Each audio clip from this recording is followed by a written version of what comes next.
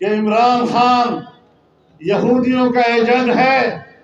لوگوں نے میرا مذاق اڑایا، مجھے یقین تھا، میں اپنی بات پہ ڈٹا رہا، اور آج بچہ بچہ اس بات کو تسلیم کر رہا ہے کہ یہ بیرونی ایجنڈے پر آیا ہوا تھا، یہ پاکستان کے ایجنڈے پر. اللہ کی توفیق کے ساتھ جرأت کی اور قطر جا کر میں نے فلسطینی مجاہدین کے قائدین سے بات کی. میں نے ان سے سنا، انہوں نے صاف صاف کہا کہ ہمیں سب سے زیادہ توقع پاکستان سے ہے. اس لیے مجھے حق پہنچتا ہے کہ میں اپنے ملک کے حکمرانوں کو جھنجھوڑوں.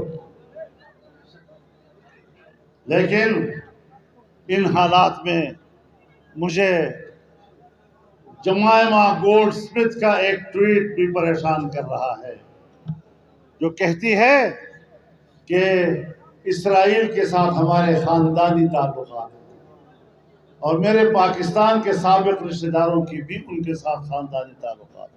شرم.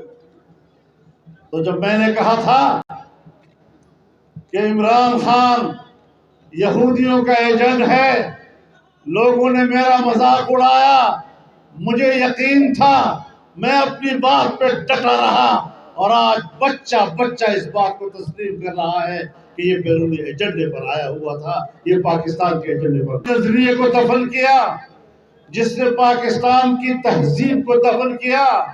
بد اخلاقیوں کا تذکرہ کرنا ہمارے لیے مشکل ہو جاتا ہے، ہمارے منہ پر وہ الفاظ نہیں آ سکتے، ہمیں حیا آتی ہے، لیکن بد اخلاقی اور بے حیائی کے جو بیج اس نے ملک بوئے ہیں، اور خاص طور پر پشتونخوا کے اندر، کہ پشتونخوا کے نوجوان نسل کو کس طرح گمراہ کیا جائے. بخدا اس جلسے میں موجود نوشہرہ کے نوجوانوں، میرے سامنے ان کے لوگوں نے اعتراف کیا ہے کہ خیبر پختونخوا کے پشتون بیلٹ میں مذہب کی جڑیں گہری تھی، اور مذہب کی ان گہری جڑوں کو اکھاڑنے کے لیے ہمارے پاس عمران خان سے زیادہ مناسب آدمی اور نہیں تھا. میرے ساتھ سامنے انہوں نے اعتراف کیا، اور یہ بات اس وقت میرے سامنے کہی. میں وہ وقت بھی بتا دینا چاہتا ہوں، نوشہرے والوں کے لیے ضروری ہے. یہ بات اس وقت مجھے انہوں نے بتائی جب صوبے میں جناب پرویز خٹک صاحب کی حکومت بن رہی تھی، اور یہاں کی صوبائی حکومت ان کے حوالے کر رہی تھی. آپ بتائیں، کیا ہم نظریاتی جنگ نہیں لڑ رہے؟ کیا ہم اپنی تہذیب کی جنگ نہیں لڑیں گے؟ کیا ہم اپنے نوجوان کو گمراہی سے نہیں بچائیں گے؟ تمہیں حکومت دی جائے گی، تمہیں وسائل دیے جائیں گے، تمہیں اربوں ڈالر یہاں پر بھیج کر نوجوانوں کے مستقبل کو تباہ کرنے کے لیے سارا کچھ کیا جائے گا، تو پھر ظاہر ہے ہمارے ہاتھ میں کچھ نہیں.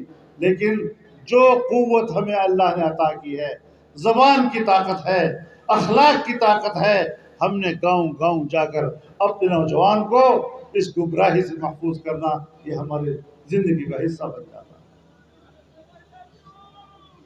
میرے محترم دوستو، ہم نے بہت لمبی جنگ لڑی ہے، اور جب ناجائز طریقے سے دھاندلی کر کے اسٹیبلشمنٹ نے ان کو اقتدار کی کرسی پر بٹھایا، تو اس اسٹیبلشمنٹ کو، ان جرنیلوں کو منہ پر کہنے والا، روبرو کہنے والا فضل الرحمان تھا کہ میں نے کہا کہ تم نے دھاندلی کرائی ہے، تم نے دھاندلی سے اس کو اقتدار پر لایا ہے، اور میں دھاندلی کا الیکشن تسلیم کرنے کے لیے تیار نہیں. میرے اطمینان کا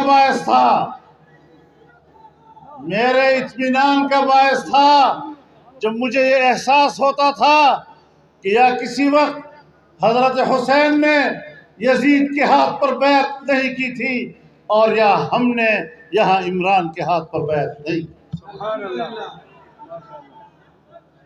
انشاءاللہ العزیز یہ نظریاتی جنگ آپ پہ لڑتی ہے، اور اس راستے میں جو بھی آتا ہے ہم کسی کو جنت کے راستے سے نہیں روک سکتے، حق کے راستے سے نہیں روک سکتے. اسلام کے راستے سے نہیں روک سکتے. ہم سمجھتے ہیں کہ اس راستے کو اور طاقتور بنانا ہے، اور طاقتور بنانا ہے، اس تحریک کو آگے لے جانا ہے. اور مجھے یقین ہے کہ جہاں علماء کرام نوشہرہ کی سرزمین پر اللہ کی دین کا پرچم بلند کیے ہوئے ہیں، لیاقت خٹک اور احد خٹک بھی یہی پرچم اٹھا کر اللہ کی دین کی سربلندی کے لیے میدان عمل کریں. اللہ تعالیٰ آپ سب کی حفاظت فرمائے. اللہ تعالیٰ ہمارے دلوں میں خلوص بھر دے اور ہماری اس جدوجہد کو اپنے دربار میں قبول فرمائے. وآخر دعوانا